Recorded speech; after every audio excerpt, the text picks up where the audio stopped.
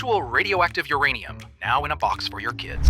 Unbreakable miracle crackers are for everyone. Lawn darts. One child lost an eye and another required brain surgery. Some inventions promised to change the world. Instead, they nearly destroyed it.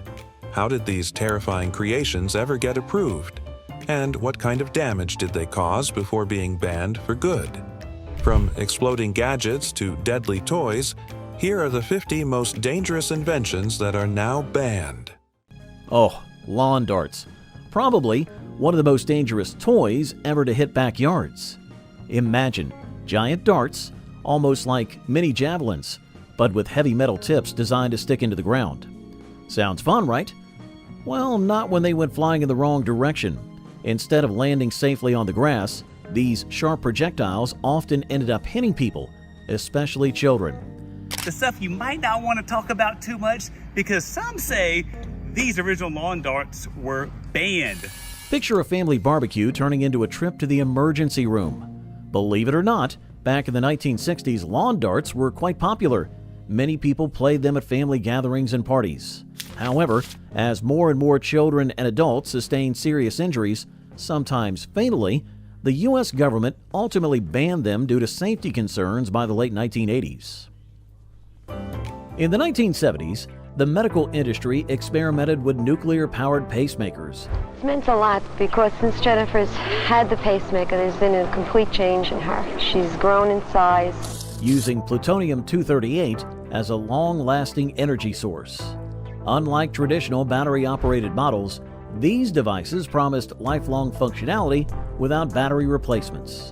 However, the risks far outweighed the benefits. If the pacemaker was damaged in an accident or during surgery, it could leak radioactive material into the body, leading to cancer and radiation poisoning. Additionally, disposal was a major issue. These devices couldn't simply be discarded due to nuclear contamination risks. By the 1980s, the introduction of safer lithium-based pacemakers made this radioactive experiment obsolete. Today, atomic pacemakers remain a bizarre relic of the past, with strict regulations on handling the few that still exist. Can you believe there was actually a toy set in the 1960s that came with real uranium? Yes, you heard that right. Actual radioactive material in a box meant for kids. It was called the Gilbert U-238 Atomic Energy Lab, and the idea was to help kids learn about nuclear energy. Gilbert is most known for their Rector sets, were quite popular in the 50s. With science kits being even more popular, live samples of plutonium and uranium, that's what makes this science kit so rare. But seriously, who thought giving kids radioactive rocks to play with was a good idea? Imagine little Johnny in his room, casually playing with uranium while his parents think he's just doing a science experiment. Yikes. This so-called educational kit was supposed to be fun, but it was essentially a mini nuclear lab, and quite dangerous. Which features the classic comic book couple Blondie and Dagwood Bumstead, as well as their children, dog, and friends, who all explain the basics of atomic energy. While it was sold for a few years, growing safety concerns eventually led to its discontinuation. What a wild time. The Chrysler turbine car was an automotive marvel in the 1970s. Love the sound, the smell of jet fuel in the morning. That's it. Jay, it's amazing the craftsmanship that... Designed to run on jet fuel, diesel, or even alcohol. Unlike conventional engines, its gas turbine motor had fewer moving parts, reducing maintenance needs while delivering a futuristic hum. However, its excessive heat production was a major drawback. The exhaust temperature was so high that it could melt nearby objects. Additionally, it produced hazardous emissions, posing serious air pollution risks. Another problem was its slow acceleration and poor fuel efficiency, making it impractical for everyday use. Though Chrysler built 50 prototypes, most were later destroyed to prevent technology leaks. While the concept of turbine cars remains fascinating, their environmental and safety concerns ultimately led to their disappearance from the market. While the Chrysler turbine car was a fire hazard on wheels, it wasn't the only invention from the 1970s that posed a serious combustion risk. But what if the danger was lurking inside homes rather than on the road? Back in the 1960s, lead-based paint was commonly used in homes, on toys, and even on furniture because it was bright, durable, and resistant to peeling. However, what many people didn't realize was that this colorful paint was posing serious health risks, especially to young children. Top layers test negative for lead. That doesn't mean that the wood fibers don't contain a certain percentage of lead paint that may have been used quite some time ago. Imagine a toddler chewing on a toy or a windowsill. They could be ingesting tiny bits of lead. Over time, this exposure could lead to severe health problems, including brain damage, learning disabilities, and behavioral issues. When you've been poisoned by lead, it's a permanent brain damage. Unfortunately, it took years for the dangers of lead paint to be fully recognized. By 1978, the U.S. finally banned lead-based paint in residential properties. For much of the 60s, families were unknowingly living in environments that could harm their health. One of the most bizarre inventions of the mid-20th century was the X-ray shoe fitting machine, found in thousands of shoe stores throughout the 1950s and 60s. Eventually, by the late 50s, these machines were banned for operation here in the U.S.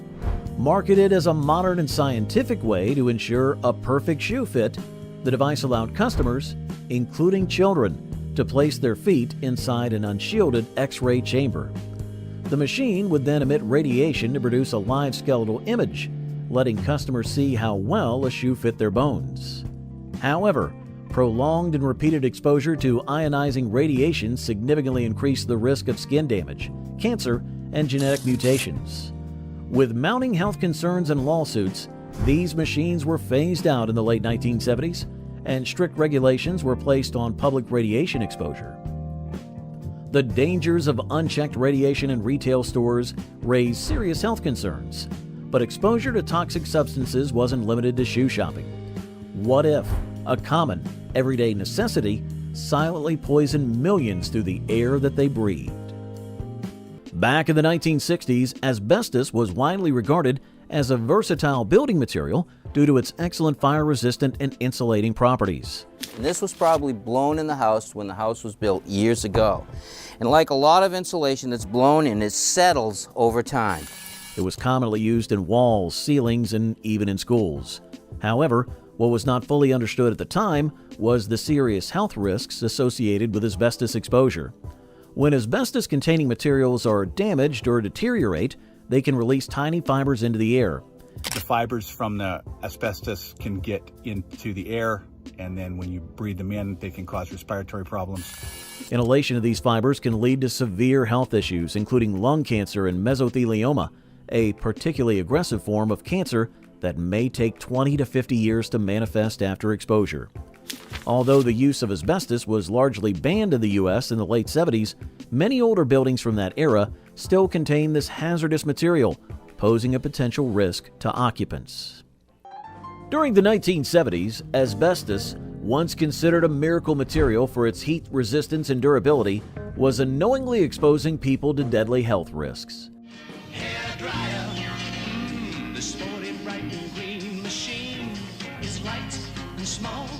Hair dryers manufactured during this period contained asbestos-lined heating elements, which prevented overheating but released microscopic asbestos fibers into the air with each use.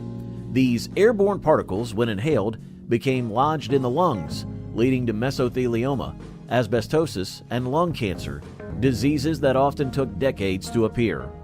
As scientific evidence mounted regarding the severe health consequences of asbestos exposure, regulators and consumer advocacy groups pushed for a ban. By the late 1970s, asbestos-containing hair dryers were recalled and discontinued, replaced by safer ceramic and metal heating elements that did not pose the same deadly risks. Asbestos-laced hair dryers were finally recalled, but consumers still weren't safe from unexpected household dangers. What if a refreshing drink could become a pressurized time bomb waiting to explode in your hand? Can you believe that candy cigarettes were once a popular product that looked just like real cigarettes? In the mid-20th century, particularly during the 1960s, when smoking was often glamorized and considered cool, children would walk around with these sugary sticks, pretending to be adults. They were commonly found at birthday parties and sold alongside regular candy bars in stores. 10 times a pack, and you can't beat the price. That's hobo. H-O-B-O, hobo. Boy, it's really good. However, research later revealed a concerning link. Children who smoked candy cigarettes were significantly more likely to start smoking real cigarettes as they grew older. This connection prompted many countries to ban candy cigarettes in an effort to prevent children from adopting such a dangerous habit. Looking back, it's surprising to think that these products were ever accepted in society. Thermite-based flares were marketed in the 1970s as roadside emergency signals to alert other drivers to a stranded vehicle. All hail the god thermite! Okay, all right. That's bright. However, these flares burned at over 4,000 degrees Fahrenheit or 2,200 degrees Celsius, hot enough to melt metal, ignite gasoline spills, and cause devastating fires if mishandled. The thermite mixture, once ignited, could not be extinguished with water, making accidents nearly impossible to control. Additionally, the intense heat posed a severe burn risk if handled incorrectly. Reports of vehicles catching fire due to misplaced flares and concerns over civilian misuse led to their eventual phase-out.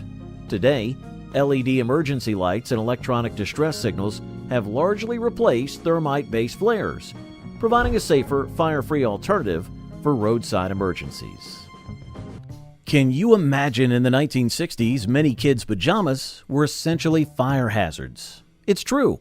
At that time, there was little consideration for making sleepwear that wouldn't catch fire if it came into contact with a candle, heater, or spark from the fireplace. Picture a cozy bedtime scene, and suddenly, those cute pajamas could ignite in seconds. A terrifying thought. It exposes how dodgy discount stores could be putting your child's life at risk by not including mandatory life-saving fire hazard labels. Parents had no idea that they were tucking their children in with such dangerous materials. It wasn't until tragic accidents began to make headlines that the dangers of flammable sleepwear became widely recognized. In response, laws were enacted to ensure that all children's pajamas had to be made from flame-resistant materials, and thank goodness for that. Unlike the plastic-tip versions made for children, adult lawn darts were designed as a serious backyard game. The mills, I need my keys back. I got to get home. But with deadly consequences. These oversized darts featured steel tips, making them lethal projectiles capable of puncturing skulls and causing fatal injuries. Originally intended for recreational use, these darts quickly became infamous for gruesome accidents, particularly at parties where alcohol-impaired judgment reigned. Emergency rooms began reporting skull fractures, brain injuries, and even deaths caused by errant throws. The dangers were undeniable. A single misstep could turn a friendly gathering into a tragedy. After multiple fatalities and widespread public outcry, lawn darts were banned outright in most countries by the early 1980s. Today, only modified blunt-ended versions remain on the market. This toy seemed fun, but turned out to be a total disaster in disguise. Clacker balls looked super simple. Just two heavy plastic balls, kind of like mini bowling balls, dangling from a string. Kids could swing them up and down so they'd smash together and make a loud clack, clack, clack noise.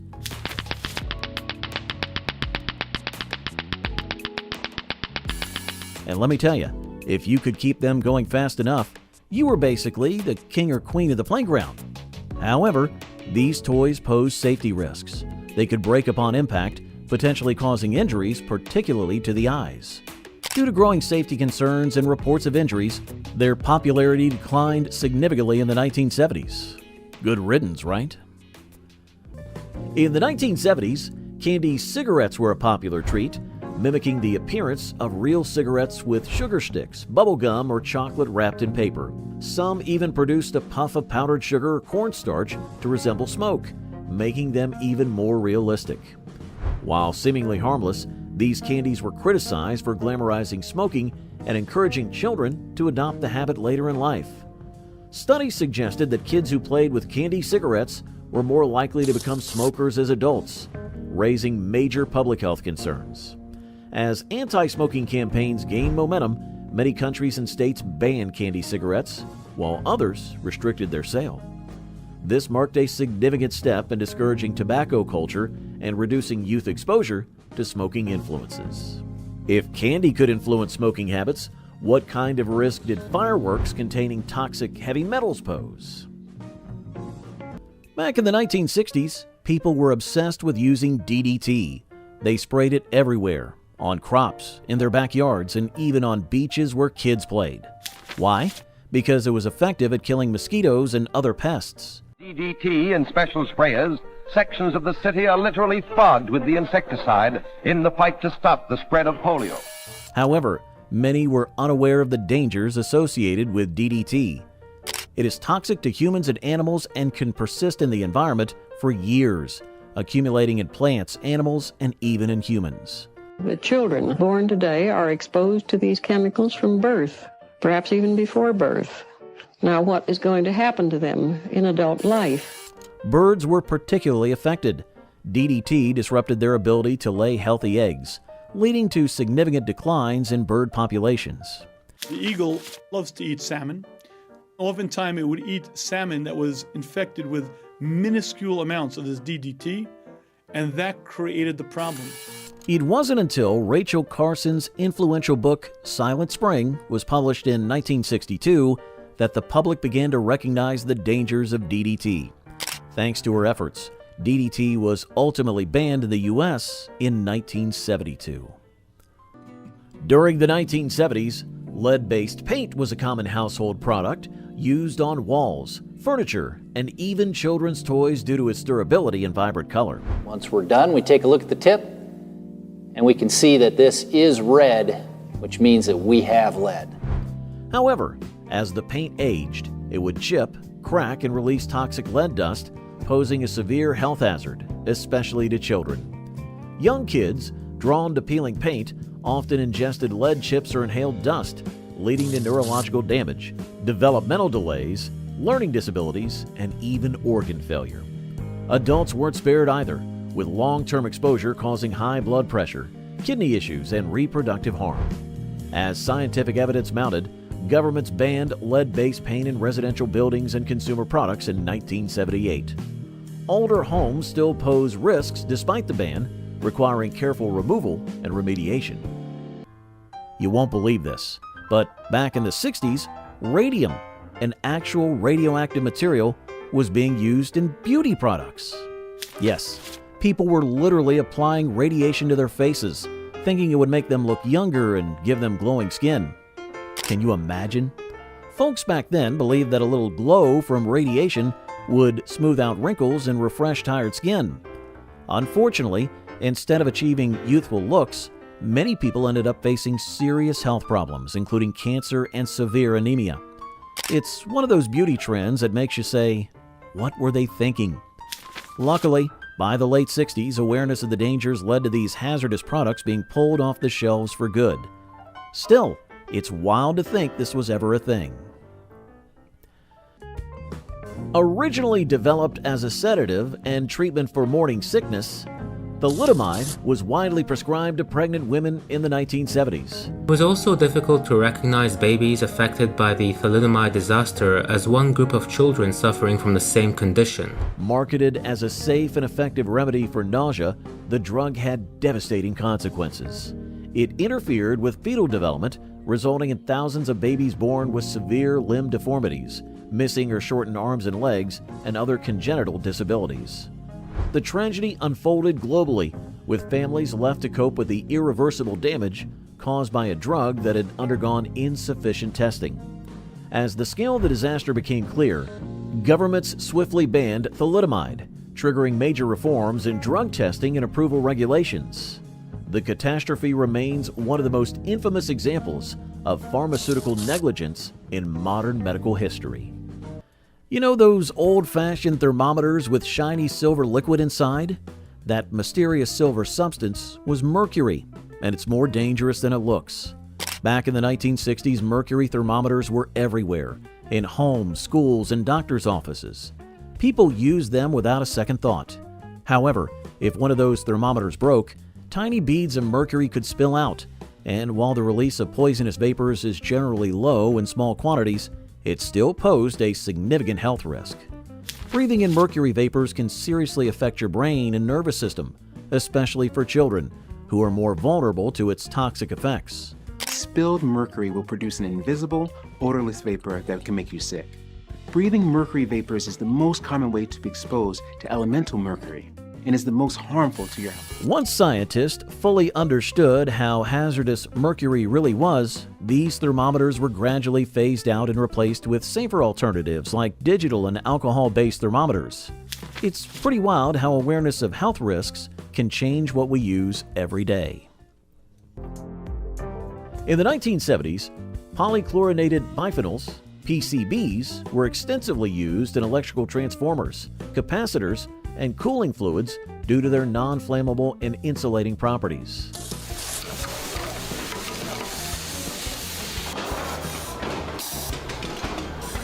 However, these chemicals were later identified as highly toxic and persistent environmental pollutants. PCBs accumulate in the food chain, contaminating soil, water, and wildlife, and posing serious health risks to humans. Exposure was linked to liver damage, immune system suppression, reproductive issues, and an increased risk of cancer. Since PCBs do not break down easily, they continue polluting ecosystems long after use. In response, governments worldwide banned the production of PCBs in the late 1970s, though their safe disposal remains a challenge, requiring costly cleanup efforts to mitigate long-term contamination risks. Once hailed as a miracle pesticide, DDT was widely used in the 1970s to combat agricultural pest and mosquito-borne diseases like malaria. This newly discovered force has at long last gained the upper hand in our age-old struggle.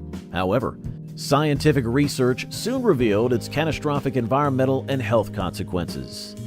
DDT accumulated in the food chain, poisoning birds, fish, and other wildlife, leading to population declines in species like the bald eagle due to weakened eggshells.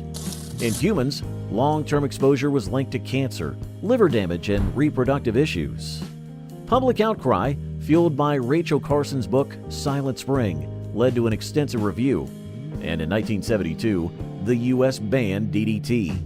While some countries still use it for disease control, its lasting environmental impact remains a cautionary tale of unchecked chemical use in agriculture. If a pesticide could devastate ecosystems, what about chemicals silently destroying the Earth's protective ozone layer? Oh boy, where do we even start with a Ford Pinto? Although it officially hit the roads in 1971, all the planning and designing began way back in the swinging 60s, and it turned out to have some serious safety issues. A 1971 Ford Pinto, and it's a sedan body too, look at that. The folks at Ford were in such a rush to create a small, affordable car that they cut a lot of corners. One major mistake? They placed the gas tank right behind the rear bumper. So, if someone tapped you from behind in traffic, there was a risk of the car catching fire, like a scene straight out of an action movie. Once the public became aware of how dangerous it was, thanks to numerous lawsuits and significant public outrage, Ford faced immense pressure regarding the Pinto's safety. While production continued for several years, the controversy surrounding the Pinto ultimately led to its discontinuation in 1980. In the 1970s, mercury thermometers were a household staple, commonly used for measuring body temperature. This allows the mercury to squeeze out and then get stuck up in here, and unless you force it back. However, their seemingly simple design concealed a serious hazard. The liquid mercury inside was highly toxic. If a thermometer broke, the mercury could evaporate into a dangerous vapor, posing severe health risks when inhaled. Prolonged exposure could lead to neurological damage, kidney failure, and developmental issues in children. Additionally, improper disposal of mercury thermometers led to environmental contamination, affecting water sources and wildlife. Recognizing these dangers, governments worldwide began phasing out mercury thermometers in favor of safer digital and alcohol-based alternatives. By the early 2000s, most countries had implemented strict bans or restrictions, marking the end of an era for this once common medical tool. Back in the 1960s, farmers used a chemical called alar that they sprayed on apple trees to keep the apples looking perfect and to prevent them from falling off the trees before it was time to harvest. It seemed like a handy solution at the time. However, scientists later discovered that alar was not as safe as it appeared. It was linked to potential cancer risks, particularly for children who loved snacking on apples. Imagine finding out that something as innocent as a shiny red apple could pose hidden dangers. After years of heated debates and public outcry, the government finally took action. In 1989, the Environmental Protection Agency banned alar from being used on food. So now, when you bite into an apple, you can enjoy it with greater peace of mind. And back in the wild days of the 1960s, some toy makers seemed to think that the more thrilling a toy was, the more fun kids would have. Imagine toy rockets and cars powered by pressurized gas or tightly wound springs, zipping around at high speeds. Sounds exciting, right? But here's the catch. These toys could pose serious safety risks. One moment you're racing your toy car, and the next, you could be at risk of injury from flying parts or sharp edges. Many kids thought they were just having fun, but some ended up with cuts, bruises, and more serious injuries. It wasn't long before concerned parents and safety experts raised alarms about these hazards. As a result, new safety regulations were gradually introduced, leading to safer toys and the removal of the most dangerous products from store shelves. Ephedra, once a popular ingredient in weight loss pills and energy supplements, was widely used in the 1970s for its stimulant properties. Ephedra is no longer sold in the United States. It actually has been banned by the FDA. Derived from the ephedra plant, it contained ephedrine alkaloids, which increased heart rate, metabolism, and fat burning. Marketed as a miracle solution for obesity and athletic performance, it quickly gained traction.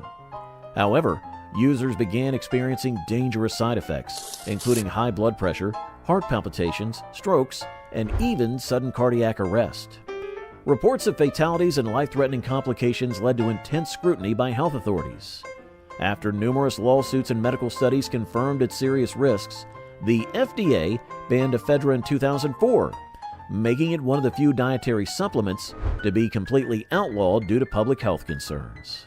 You won't believe this, but back in the 1960s, benzene was lurking in everyday cleaning products. People used it to scrub their kitchen floors, counters, and even in industrial settings because it made everything look shiny and spotless.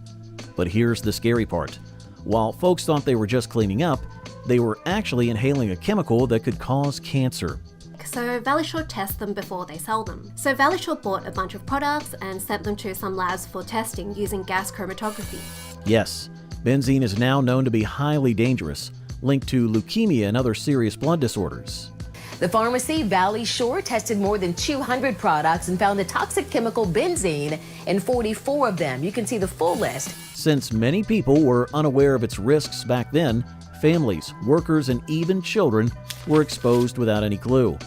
Thankfully, by the 1970s, scientists and doctors raised the alarm about benzene's dangers, leading to its removal from many household products. Still, thinking about it gives you the chills, right?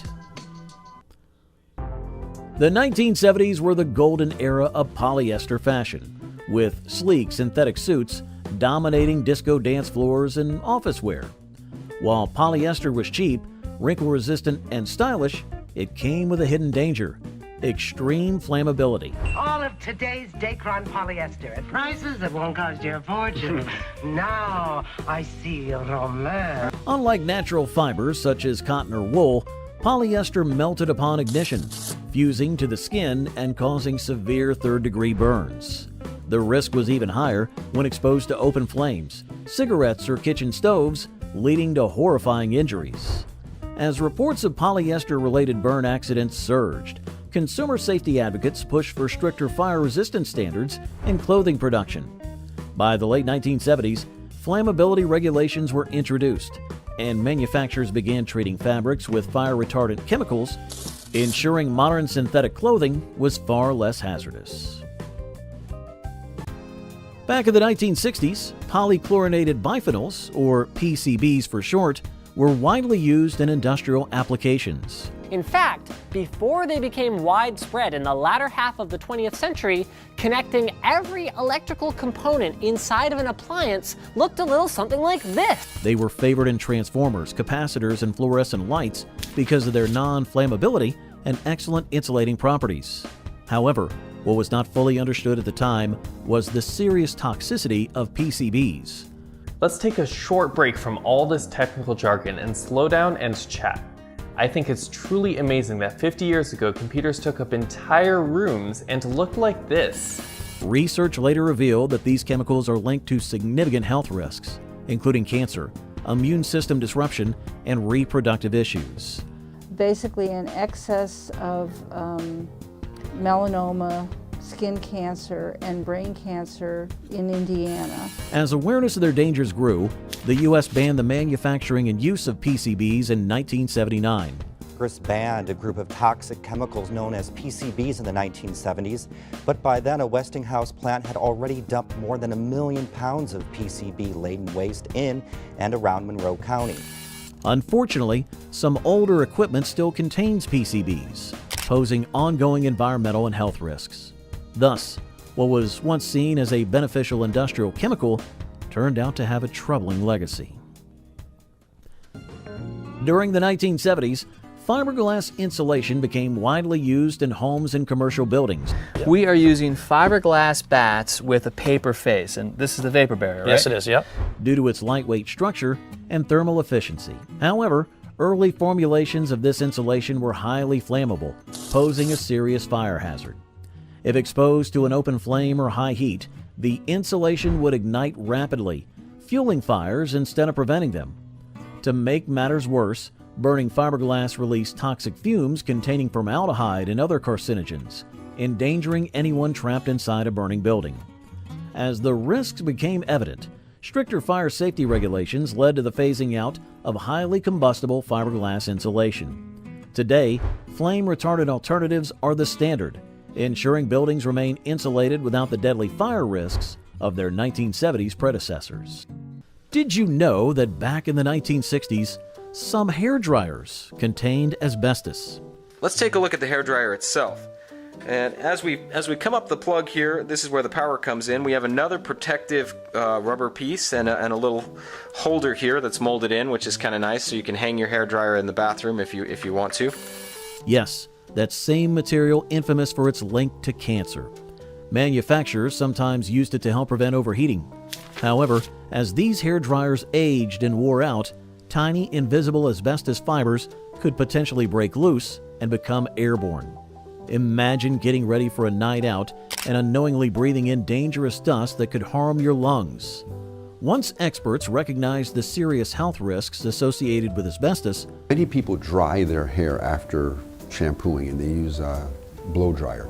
Use low heat, moderate heat, and you should have no concern from using your blow dryer as it affects your hair. Regulations were tightened in the 1970s, leading to safer alternatives in hair dryer design. Looking back, it's surprising to think that people use these appliances without knowing the potential dangers. For much of the 20th century, leaded gasoline was hailed as a revolutionary fuel additive. It will be closed automatically, so don't manually push it hard for more gas because that won't be good for your car. Improving engine performance and reducing knocking in car engines. However, by the 1970s, scientists discovered that lead emissions from vehicle exhaust were poisoning the air with devastating consequences. Neurological studies linked lead exposure to brain damage, lower IQ, and behavioral disorders, particularly in children. Long-term exposure also contributed to cardiovascular disease, kidney damage, and reproductive issues. Despite strong opposition from the oil industry, environmental regulations gradually banned leaded gasoline in most countries by the 1980s. Today, unleaded fuel is the global standard, but the lingering effects of lead pollution from past decades remain a significant public health concern. Back in the 1960s, cyclamate was a popular sugar substitute. That's right. I usually put sucralose or saccharin in my coffee, and this morning for the first time I haven't had it. You know, I've always had a little box of sugar pills that I carry around with me. Commonly found in diet sodas and low-calorie desserts. People appreciated it for providing sweetness without the extra calories. However, research conducted on lab animals later revealed a concerning link. And secondly, there has not been a human malignancy proven as a result of the use of cyclamate. Cyclamate was associated with bladder cancer in those subjects. This discovery sparked significant alarm, and by 1970, the FDA banned cyclamate in the United States due to these health risks. While the ban remains in effect today, some other countries still allow its use. The announcement about artificial sweeteners adds cyclamate to tobacco, alcohol, and a list of other things that aren't good for you.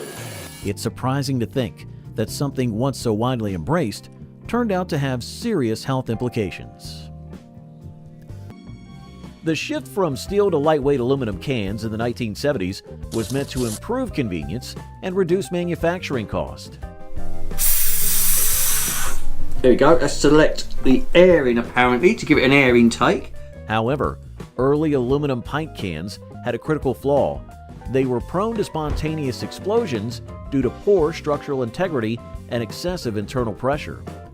Beer and soda manufacturers had miscalculated the amount of carbonation pressure aluminum could handle, leading to instances where cans burst without warning, causing lacerations, eye injuries, and even deep cuts. Supermarket shelves occasionally turned into shrapnel zones as cans popped unexpectedly. After numerous consumer complaints and injuries, beverage companies revised the can thickness and pressure resistance, ensuring that modern aluminum cans remain sturdy enough to contain carbonated beverages safely without the risk of unexpected explosions. Back in the 1960s, drop-side cribs gained significant popularity among parents. They were favored for their convenience, as the sides could slide down, making it easier to pick up or lay down a baby, especially during those late-night feedings. However, many parents were unaware of the serious safety risks associated with these cribs. May have heard millions of drop-side cribs have been pulled from store shelves because of the dangers they pose to babies. The sliding slides could detach or malfunction, creating dangerous gaps where babies could become trapped, suffocate, or even strangle.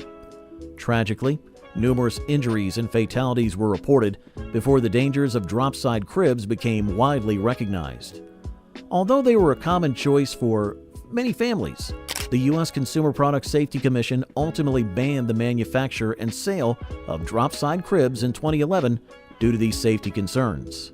Now, the safety of your little ones. The government says drop-side cribs are dangerous and banned the sale of them in June. Local stores we checked got the notice, but online it's a different story. Today, they're no longer used, and for good reason. For decades, radium-infused self-luminous watches were prized for their glowing dials, allowing users to read the time in total darkness. Where many unfortunately died as a result of negligent instructions being provided, which led to ingesting of the material.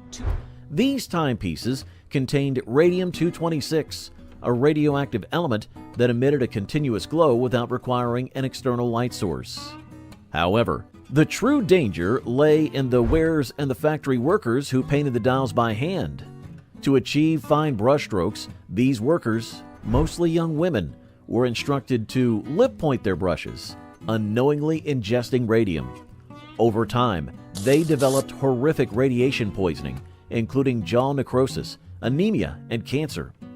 The Radium Girl scandal led to public outcry, and by the 1970s, radium watches were phased out and replaced by safer phosphorescent materials. Radium watches showcased how something designed for convenience could have deadly consequences. But what happens when a game meant for fun turns into a lethal backyard weapon? You might be surprised to learn that back in the 1960s, glass soda bottles posed certain hazards. Some bottles were made from thinner glass, which could be more susceptible to breaking under pressure. While it wasn't common for bottles to explode, there were instances where defects or mishandling led to breakage, resulting in glass shards that could cause cuts or eye injuries. In some cases, people did suffer serious injuries, including eye damage from broken bottles. This led to legal action against manufacturers, prompting soda companies to improve their safety standards and use stronger glass. So, while glass soda bottles were a popular choice, they did have a history of safety concerns that eventually led to changes in manufacturing practices. Polychlorinated biphenyls, PCBs, were widely used as flame retardants in furniture, insulation, and electrical equipment, marketed as a fire prevention breakthrough. We can reduce PCBs in our environment and reduce PCBs in waterways all over. However, studies soon revealed their high toxicity, linking them to cancer, liver damage, reproductive issues, and immune system disorders. These chemicals didn't just stay in furniture, they leached into the environment, contaminating air, water, and even food supplies. People unknowingly inhaled PCB particles or absorbed them through skin contact, leading to long-term health hazards. With mounting scientific evidence and public outcry, PCBs were banned in 1979 under the U.S. Toxic Substances Control Act. However, their slow decomposition means traces of these dangerous chemicals still linger in older buildings, posing risks even decades after their prohibition.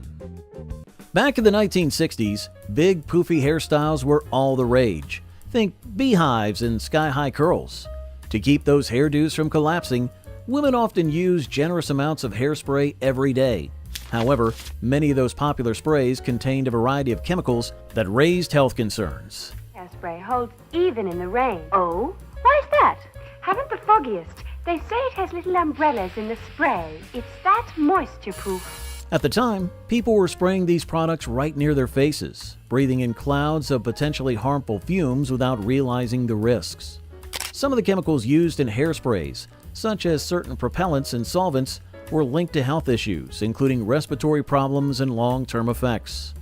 Once scientists began to understand the dangers associated with these ingredients, regulations were tightened, leading to safer formulations in hairsprays. It's wild to think that people were risking their health just to keep their hair looking perfect for a night out. The 1970s saw widespread use of heavy metal fireworks, creating dazzling displays, but with hidden dangers.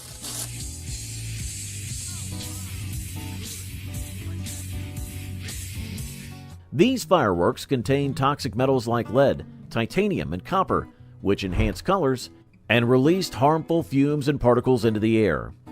When inhaled, these pollutants pose serious health risks, including lung damage, neurological issues, and heavy metal poisoning. Additionally, the leftover residue contaminated soil and water sources, harming wildlife and ecosystems. Frequent misfires and accidental explosions also led to burn injuries, property damage, and even fatalities. As environmental and health concerns grew, regulatory bodies imposed strict bans and restrictions on fireworks containing toxic heavy metals, leading to safer alternatives with less harmful chemical compositions. Back in the 1960s, refrigerators posed more dangers than you might expect. Unlike today's models that can be easily opened from the inside, many older refrigerators sealed tightly, making it difficult for someone trapped inside to escape. Children, being naturally curious and always looking for hiding spots during games of hide and seek, sometimes crawled inside to play. Unfortunately, if the heavy door closed behind them, they could become trapped, leading to tragic suffocation incidents. Although safety regulations were introduced in the mid-50s to address the issue, many homes in the 60s still had these older models in their kitchens or garages, creating hidden dangers that parents were often unaware of. Asbestos insulation was widely used in homes, schools, and commercial buildings due to its fire-resistant and insulating properties. Immune system cells try and break down the asbestos fibers and become damaged and die. However, as structures aged, asbestos fibers became airborne, posing a severe health hazard when inhaled. Prolonged exposure led to devastating lung diseases, including asbestosis, lung cancer, and mesothelioma, a rare but deadly cancer. Construction workers, factory employees, and even homeowners face serious risks without realizing it. Unlike other toxins, asbestos-related illnesses could take decades to appear, making early detection difficult. As medical research confirmed its dangers, governments imposed strict bans and regulations, phasing out its use by the late 1970s. Despite being banned, asbestos still lingers in older buildings, requiring specialized removal to prevent further exposure risks. Hazardous materials in homes were one thing, but how did a prescription drug cause one of the history's biggest medical disasters? Back in the 1960s, doctors believed they had found a promising drug for expecting mothers, dithylstilbestrol. It was prescribed with the hope that it would help prevent miscarriages and complications during pregnancy. However, years later, researchers uncovered alarming evidence. Babies exposed to DES in the womb face significant risks for reproductive issues. In a repeated national survey, doctors in all branches of medicine, rare cancers, and fertility problems later in life. These individuals became known as DES daughters and DES sons. Although the drug was banned for use in pregnant women in 1971, the damage had already been done. Today, many people still grapple with the long-term effects of DES, marking it as one of the most significant medical mistakes of the 20th century. Cyclamates were a widely used artificial sweetener found in diet sodas, candies, and processed foods, offering a calorie-free alternative to sugar. Cyclamates have at one time produced cancer in rats. Their future may still be very much in question. Initially praised for their ability to help with weight management and diabetes control, cyclamates soon became the center of a major health scare. Studies linked them to bladder cancer in lab rats, raising alarms about their potential carcinogenic effects in humans. As public concern grew, the U.S. Food and Drug Administration banned cyclamates in 1970, though some countries continued to allow their use. The controversy also led to stricter regulations on artificial sweeteners, prompting food manufacturers to seek safer alternatives like aspartame and saccharin. Despite ongoing debates, cyclamates remain banned in the U.S. today. Can you believe that people were actually using leaded gasoline in their cars without fully grasping the risks? Back in the 1960s, gasoline was mixed with tetraethyl lead to help engines run smoother and reduce that annoying knocking sound. However, every time someone accelerated, tiny particles of lead were released into the air through the exhaust, where they could be inhaled by everyone nearby. This was especially dangerous for children, as lead exposure could impair brain development, hinder learning, and lead to lifelong health issues.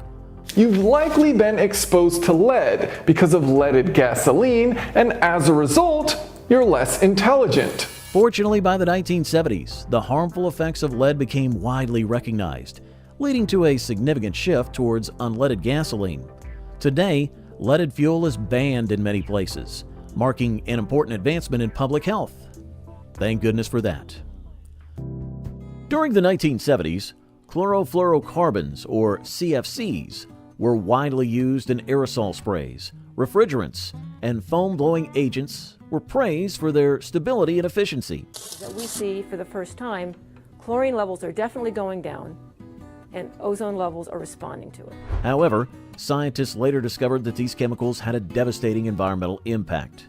When released into the atmosphere, CFCs break down ozone molecules, creating a gaping hole in the ozone layer, Earth's natural shield against harmful ultraviolet radiation. This led to increased risks of skin cancer, cataracts, and global climate disruptions. The growing environmental crisis sparked worldwide action, leading to the 1987 Montreal Protocol, which phased out CFC production and use. Though now banned in most countries, the damage remains, and efforts to restore the ozone layer continue through global environmental policies and sustainable alternatives. Back in the 1960s, some fancy cars like coupes and roadsters featured what were known as rumble seats. Think of them as extra fold-out seats that popped out from the back of the car. Sounds super cool, right? It was a fun way to ride in style. Here's a 1931 Ford Model A 5-window coupe. However, there was a significant safety concern. Many of these cars did not have seat belts, so if the driver hit a bump or had to stop suddenly, whoever was sitting back there could be thrown out onto the road. Imagine cruising down the street, wind in your hair when BAM! You're airborne.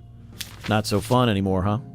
Over time, as safety standards evolved and consumer preferences changed, rumble seats became less common due to their potential dangers. It makes you wonder how anyone thought that was a good idea in the first place. Glass fiber brake pads were widely used in the 70s as an alternative to traditional asbestos-based brakes.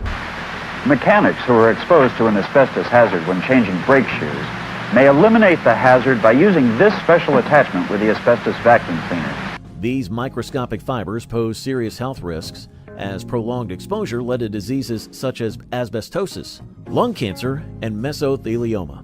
Mechanics and factory workers were particularly vulnerable due to constant exposure to brake dust. Over time, regulations were introduced to phase out asbestos-containing brake pads in favor of safer materials like ceramic and metallic composites. Many countries banned asbestos in automotive parts, significantly reducing health risks. Modern brake pads are designed with non-toxic materials, ensuring safety and performance without endangering human health. Oh, here's a wild and scary fact. Back in the 1960s, methylene chloride was a popular solvent used to strip paint off furniture, walls, and cars. If you wanted to get rid of old paint quickly, this substance did the trick. But here's the catch. Just breathing in too much could lead to serious respiratory issues. Imagine trying to clean up your house and accidentally inhaling something that could knock you out or worse. Long-term exposure has been linked to cancer. Yikes. The worst part? Many people use this indoors without fans, masks, or even open windows. No wonder the U.S. has imposed restrictions on its use in consumer products. Health authorities say there are dozens of people who have died from exposure to methylene chloride.